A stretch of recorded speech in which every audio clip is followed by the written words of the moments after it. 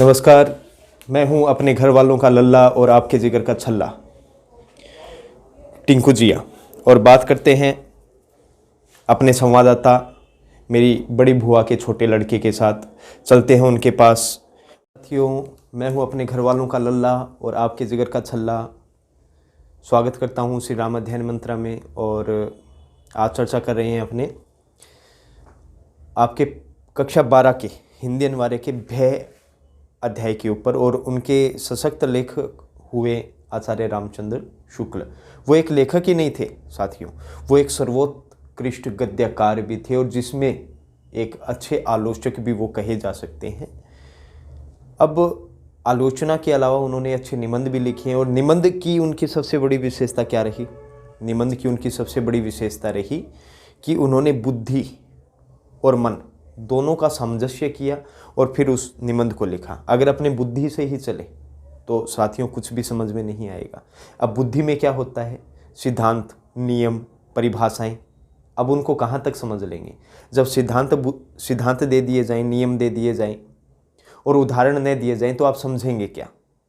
अब जहाँ परिभाषाएं, सिद्धांत आदि की बात करें तो वो आ जाते हैं बुद्धि से संबंधित, और उन्हीं के जब उदाहरण दे दिए जाएं तो वो संबंधित हो जाते हैं मन से। और यही दोनों का सामंजस्य किया आचार्य रामचंद्र शुक्ल ने। तो आचार्य रामचंद्र शुक्ल के बारे में अपनी बातचीत कर लेते हैं। और आज का टॉपिक है कौन? आचार्य रामचंद्र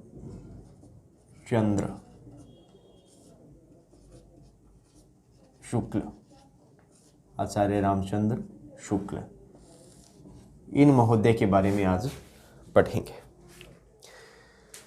तो अब पहला लेखक परिचय कर रहे हैं कक्षा 12 वाले, और ये अन्य महत्वपूर्ण प्रतियोगिता के लिए तो काम में आएगा ही, लेकिन उन बच्चों के लिए जो कॉपी में लिख कर आएंगे तो सबसे पहले आपको ब्लैक और ब्लू दोनों पेनों का यूज़ करना है।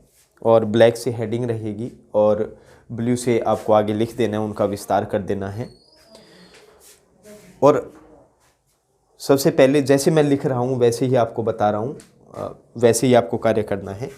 तो सबसे पहले अगर जन्म दिया है तो आपको क्या लिखना है? जन्म लिखना है। तो हेडिंग अपने ब्लैक पेन से लिख लेते हैं कि जी सबसे पहले अपने बात करते हैं आचार्य रामचंद्र शुक्ल का जन्म कब हुआ। तो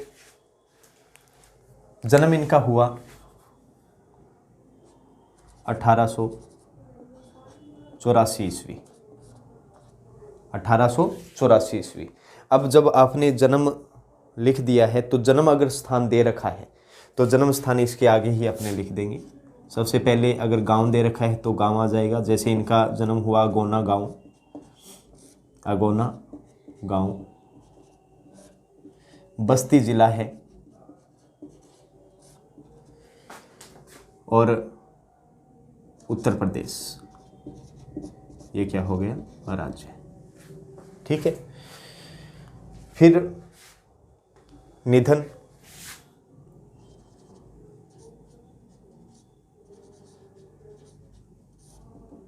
निधन इनका 1941 ईस्वी। 1941 ईस्वी। अगर जन्म निधन का स्थान भी दे रखा है तो आप लिख देंगे। अब निधन के बाद में यदि पिता का नाम है तो लिख देंगे, गुरु का नाम है तो लिख देंगे, माता पिता का जो भी नाम आपको मिले लिख देंगे। अगर नहीं दे रखा तो फिर कुछ नहीं लिखना। अगर फिर रचनाओं की बात करते हैं तो कृतियाँ इनकी लिख देते हैं। फिर अगला बिंदु क्या है? कृतियाँ। अगर सम्मान इसमें दे रखे हैं तो आपको सम्मान भी लिख देने कि भाई कौन कौन से सम्मान मिले हैं। बाद बाकी इनकी कृतियाँ।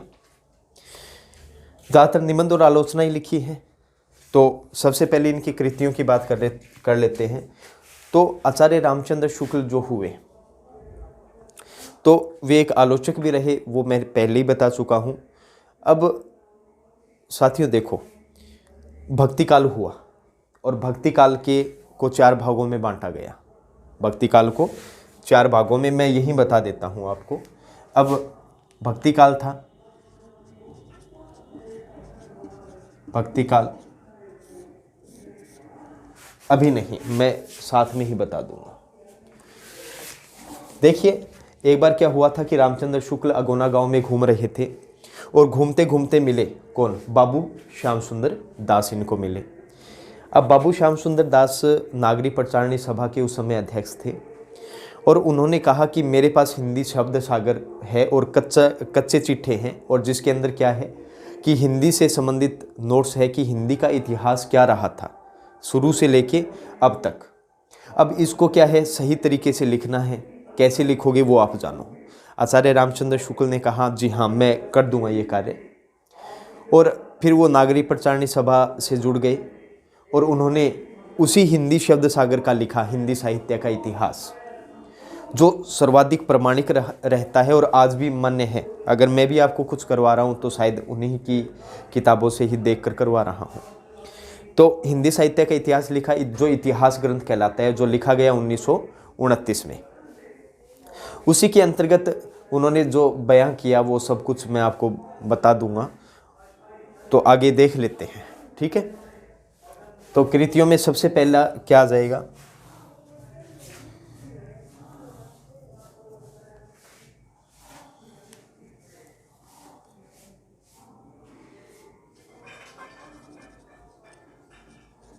हिंदी साहित्य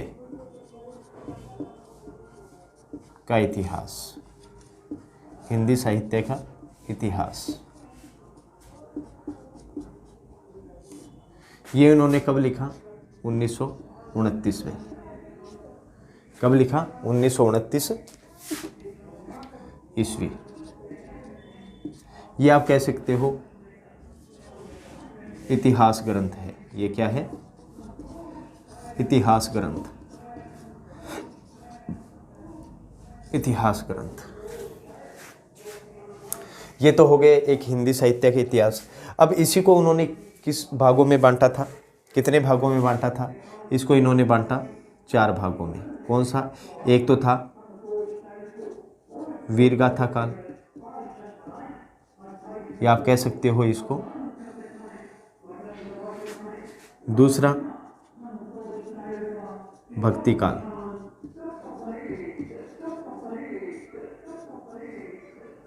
और तीसरा रीतिकाल,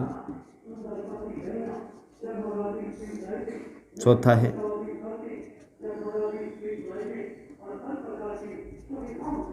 गद्यकाल। हिंदी साहित्य के इतिहास को इन्होंने कितने भागों में बांट दिया, 4 भागों में।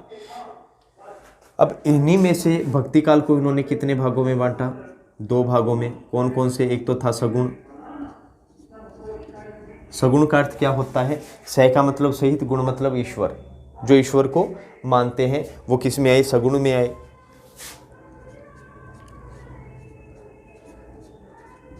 निर का अर्थ होता है नहीं, गुण का मतलब ईश्वर। जो गुण को नहीं मतलब जो ईश्वर को नहीं मानते वो किस में आए, निर्गुण में। फिर इसको कितने भागों में बांटा गया, फिर से 4 भागों में बांटा गया। सगुण को 2 भागों में, एक तो है राम भक्ति काव्य धारा, राम भक्ति काव्य धारा। एक है कृष्ण भक्ति काव्य धारा, कृष्ण भक्ति काव्य धारा। और इसको भी 2 भागों में बांटा गया, क्योंकि देखो जो राम को मानते हैं, ईश्वर को मानते हैं तो किस में, सगुण में, और जो कृष्ण को मानते हैं वो किस में, सगुण में। क्योंकि देखो अलग अलग भक्तों की, अलग अलग कवियों की अपनी अपनी चेष्टाएं रही, अपने अपने प्रेरणा रहे, किसी के राम तो किसी के कृष्ण। अब कुछ कहते हैं कि अगर आपको मुक्ति प्राप्त करनी है तो किसकी भक्ति कीजिए, श्री राम की कीजिए, और कुछ कहते हैं कि अगर आपको मुक्ति प्राप्त करनी है तो किसकी भक्ति कीजिए, कृष्ण की भक्ति कीजिए। और कुछ क्या कहते हैं, इसको 2 भागों में बांटा। एक तो था ज्ञानाश्रयी, कौन, ज्ञानाश्रयी, और एक प्रेमाश्रयी। तो कितने भाग हो गए। अब कुछ कहते हैं कि ज्ञान अगर आपको प्राप्त हो जाता है इस संसार में, अगर ज्ञान प्राप्त हो गया तो आप मुक्ति प्राप्त कर लेंगे। और कुछ कहते हैं कि प्रेम के द्वारा ही ईश्वर प्राप्त किया जाता है, और जब प्रेम अपने अपना लेते हैं तो क्या हो जाता है, आपको मुक्ति मिल जाती है। तो सबकी अलग अलग रही, और इन चारों को ही चलाने वाले इनके प्रवर्तक हुए, प्रसिद्ध कवि या लेखक हुए। अब राम भक्ति काव्य धारा की बात करें तो इनके प्रसिद्ध लेखक कौन हुए, मतलब कवि कौन हुए, प्रवर्तक? तुलसीदास।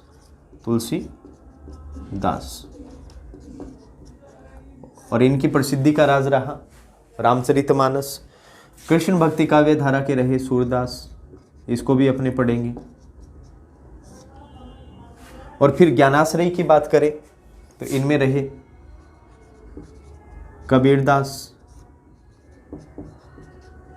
जो कहते हैं ज्ञान प्राप्त हो जाएगा तो आप सब सफल हो जाएंगे।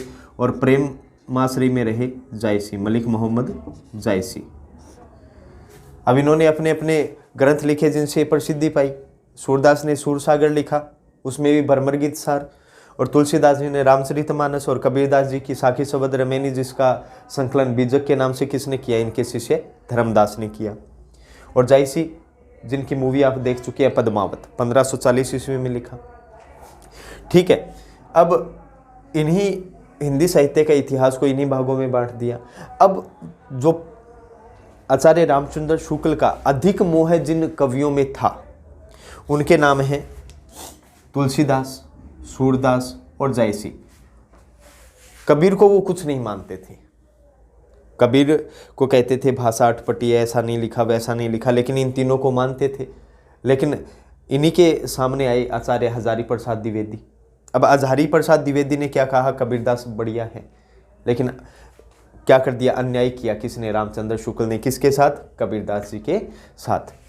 अब आचार्य रामचंद्र शुक्ल ने इन्हीं तीनों पर, तुलसीदास पर, सूरदास पर और जायसी पे अलग अलग क्या लिख दिए, काव्य लिख दिए, मतलब रचनाएं लिख दी। ठीक है, और रचनाएं कौन कौन सी थी? एक तो थी तुलसीदास जी की बात करें तो इन पे इन्होंने लिख दिया तुलसी साहित्य। किसका संपादन कर दिया, तुलसी साहित्य का। ठीक, फिर सूरदास पे क्या लिखा, सूरदास पे लिख दिया भ्रमर गीत सार, भ्रमर गीत सार। फिर जायसी पे इन्होंने लिख दिया जायसी ग्रंथावली। क्या लिख दिया, जायसी ग्रंथावली। ठीक है, ये हो गई, ये इनकी क्या हो गई, प्रसिद्ध रचनाएं, संपादन हो गया इनका, ये साहित्य का इतिहास हो गया, और ये तीन रचनाएं अलग से हो गई। फिर ये इनकी कृतियां आप लिख सकते हो।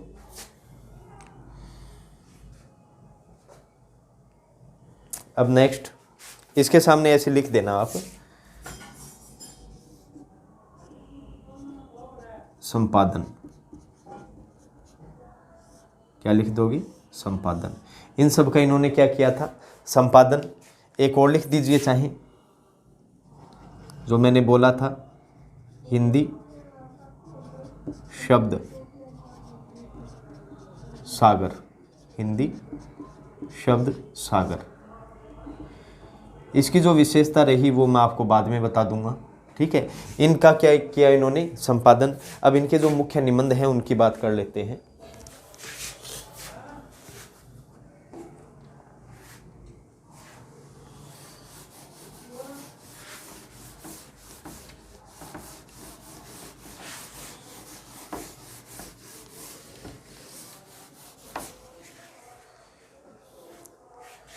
अब है अन्य रचनाएं इनकी। एक है, अच्छा बात कर रहे थे निबंध संग्रह की, एक तो है चिंतामणि,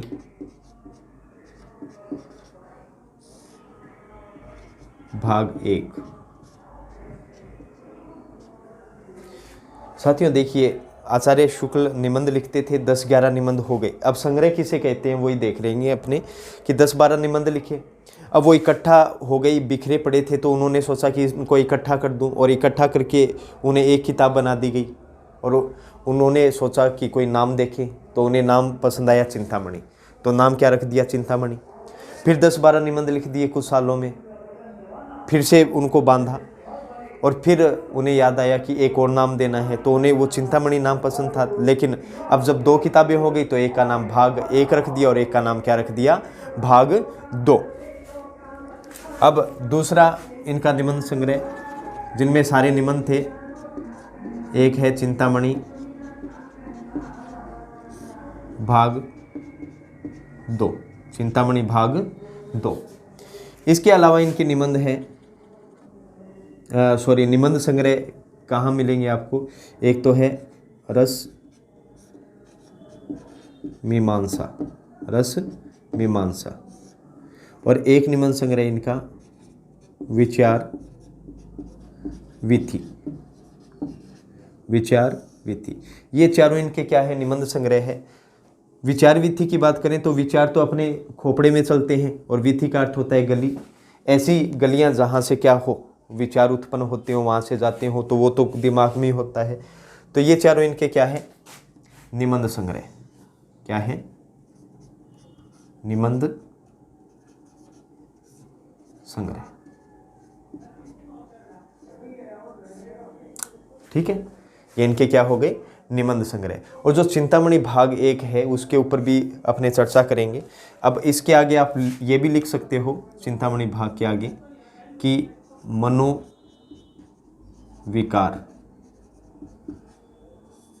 से संबंधित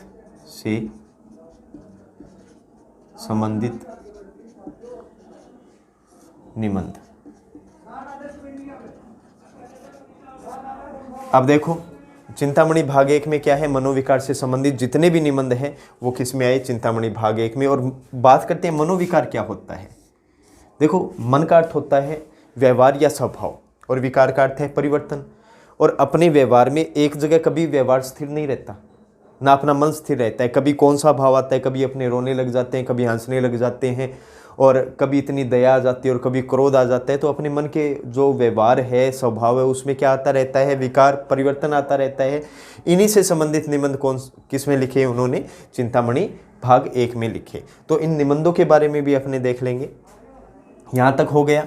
अब इनके जो प्रमुख निबंध है वो मैं आपको बता रहा हूँ, जो भी किससे, मनोविकार से संबंधित। तो उनमें एक है उत्साह।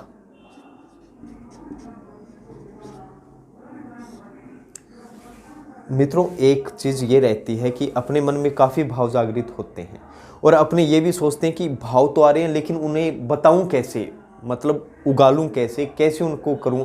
मतलब कई बार अपने मन में बात होती है लेकिन अपने बोल नहीं पाते। तो उत्साह है, भय, अपने को पता है भय मतलब डर होता है, लेकिन ये नहीं पता कि उसे लिखे कैसे। और उसी का कार्य किसने किया, आचार्य रामचंद्र शुक्ल ने किया।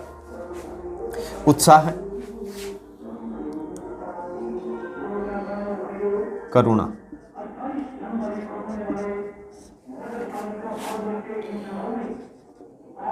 भय,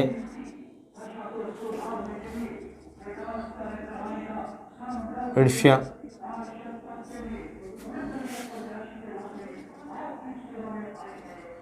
क्रोध,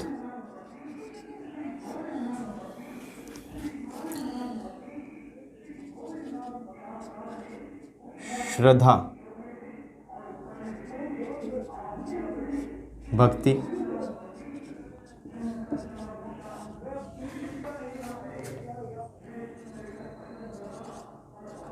लज्जा और गलानी, लज्जा और गलानी,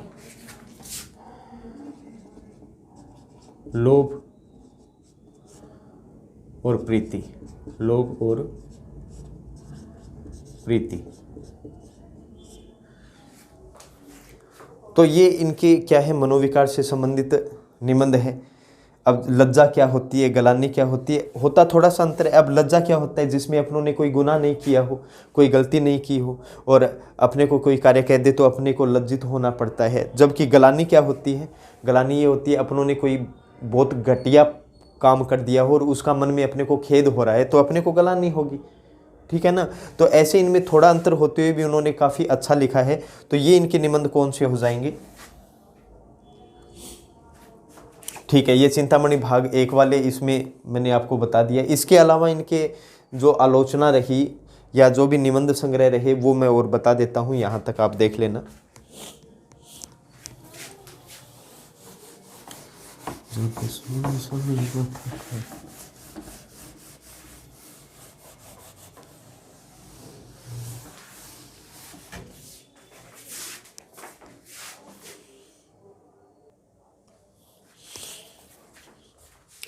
अब उनके अन्य निबंध कुछ एक देख लेते हैं, ज़्यादा मैं आप पे प्रेशर नहीं दूंगा। अगली हेडिंग है अन्य निबंध। अन्य निबंध उनके जो प्रसिद्ध रहे वही मैं आपको लिखवा रहा हूँ। कविता क्या है, कविता क्या है। एक इनका निबंध है मानस की धर्मभूमि। अब मानस से आप परिचित होंगे, रामचरितमानस, तो उसी पे शायद इन्होंने लिखा है कि मानस में धर्म से संबंधित क्या बातें लिखी गई है, तो इन्होंने अपना निबंध लिखा मानस की धर्मभूमि। एक है तुलसी का भक्ति मार्ग, तुलसी का भक्ति मार्ग। एक इनका निबंध है काव्य में रहस्यवाद, काव्य में रहस्यवाद। एक है काव्य में अभिव्यंजनावाद।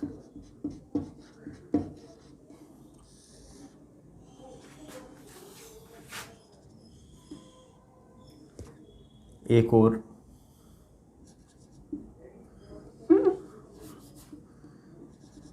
भारतेंदु हरिश्चंद्र, हरिश्चंद्र। एक है काव्य में लोकमंगल की साधनावस्था।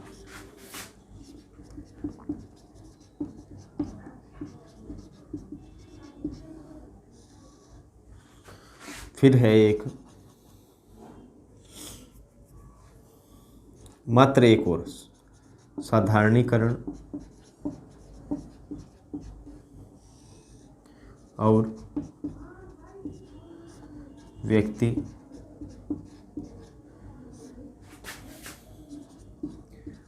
वैचित्र्यवाद।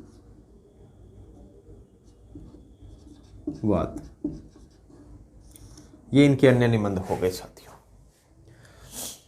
अब इनकी जो विशेषताएं रही, चाहे काव्य की हो चाहे इनकी हो, वो अपने लिख लेते हैं। विशेष आगे लिख देंगे टिप्पणी, विशेष टिप्पणी।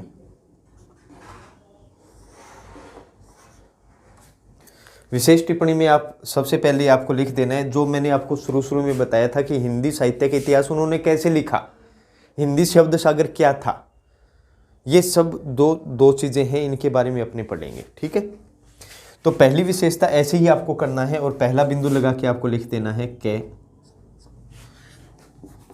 में आ जाएगा कि बाबू श्याम सुंदर दास, बाबू श्याम सुंदर दास ने हिंदी शब्द सागर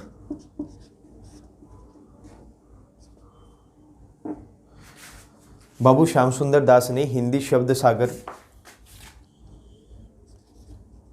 के संपादन के लिए आचार्य रामचंद्र शुक्ल को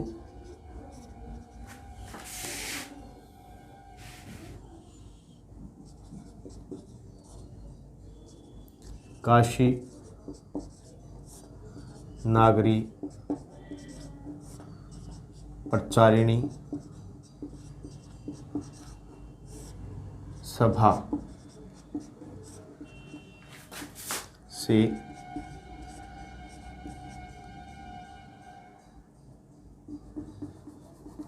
जोड़ा।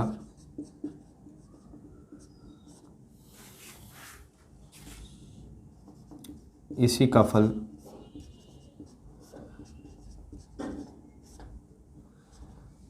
हिंदी साहित्य का इतिहास।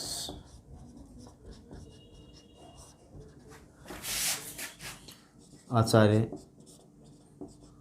रामचंद्र शुक्ल ने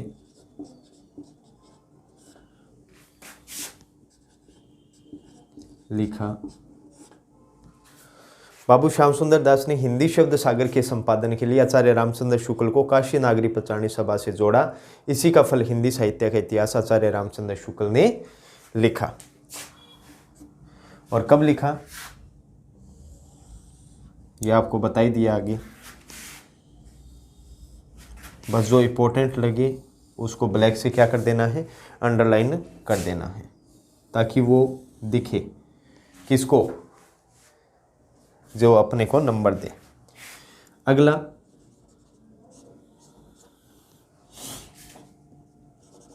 आचार्य शुक्ल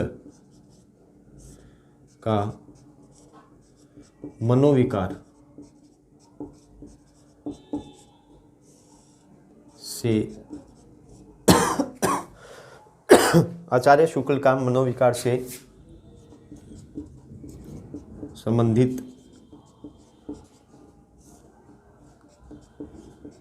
निबंधों में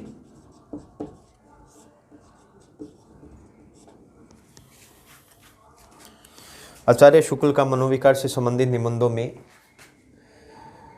मन और बुद्धि का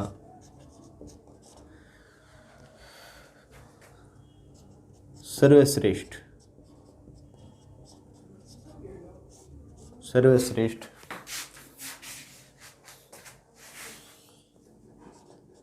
सामंजस्य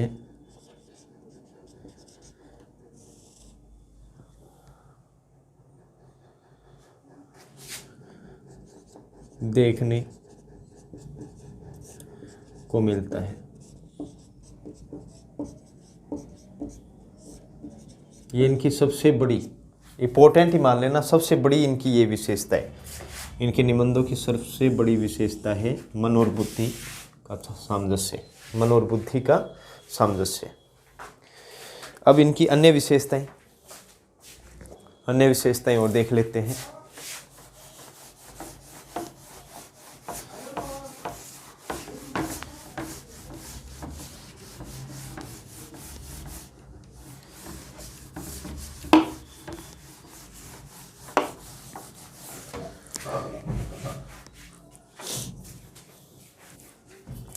अगली विशेषता इनकी क्या है? अगली विशेषता क्या है इनकी?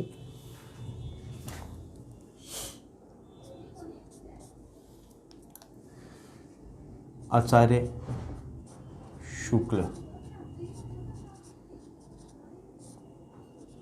हिंदी साहित्य के सर्वोत्कृष्ट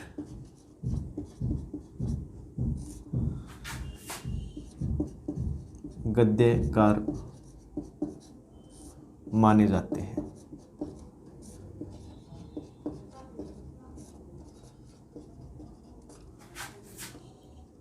वे मूलतः वे मूलतः एक आलोचक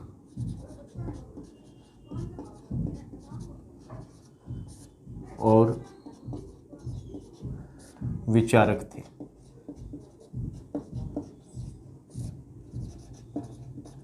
वे मूलतः क्या थे? आचार्य शुक्ल हिंदी साहित्य के सर्वोत्कृष्ट गद्यकार। गद्यकार का मतलब देखो, एक होता है पद्य, पद्य में कविताएं, और गद्य का मतलब हिंदी में उपन्यास, नाटक, यात्रा वृत्तांत, आलोचना, निबंध, ये सब किस में आ जाती है? गद्य के अंतर्गत आ जाती है। ठीक है ना। तो वो एक सर्वोत्कृष्ट गद्यकार थे और मूलतः क्या थे? एक आलोचक थे। आलोचक मतलब जो आलोचना करता है, समान रूप से गुण और दोष देखने वाला, और विचारक मतलब विचार करने वाला था। सेकंड, कि हिंदी साहित्य की सैद्धांतिक समीक्षा के मानदंडों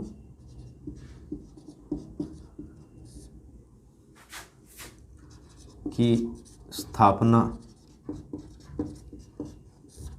के संदर्भ में उनका अनोखा व विशेष योगदान रहा। विशेष योगदान रहा। ये इनकी दूसरी विशेषताएं हो गई। अब उनकी जो समीक्षा थी उनके बारे में, समीक्षा का मतलब भी यही होता है समान रूप से जांच परख करना। थर्ड क्या है मित्रों? अगर बात करें 1904 की, 1904 की, ठीक है, तो 1904 ईस्वी से उनके निबंध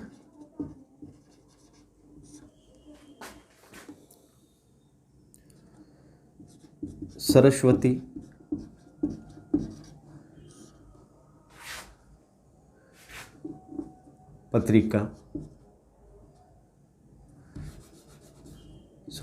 पत्रिका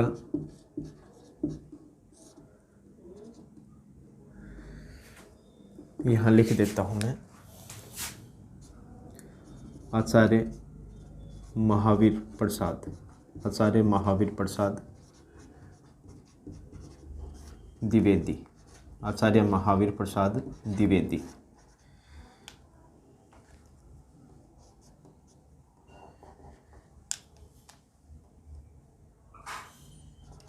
तथा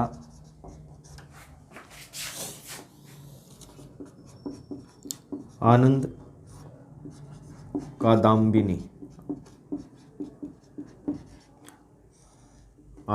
कादम्बिनी जो किसकी है? प्रेमघन।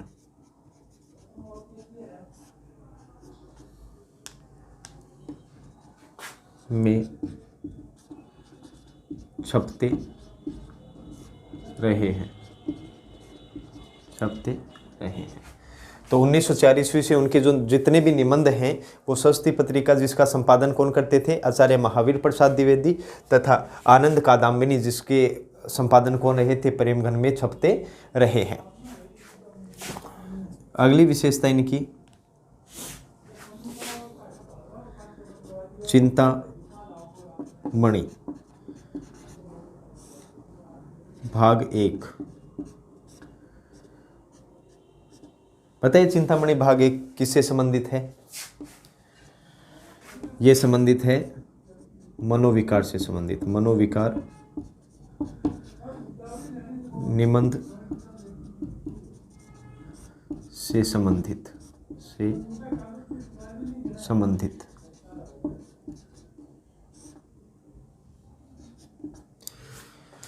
चिंतामणि भाग 1 पर जो मनोविकार से संबंधित है, निबंध से संबंधित, पर उन्हें मंगला प्रसाद पारितोषिक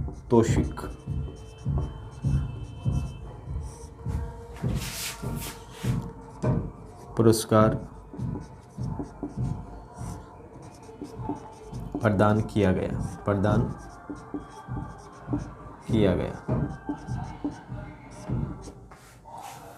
मूल हो गई।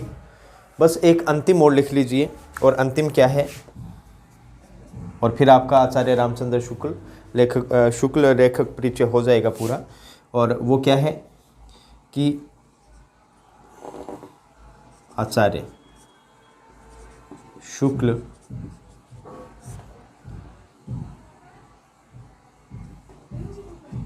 के अनुसार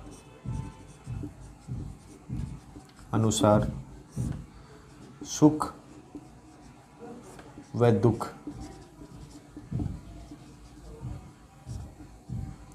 की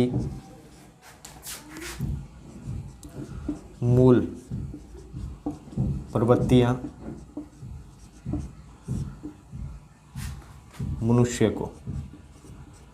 मनुष्य के जीवन को गतिशील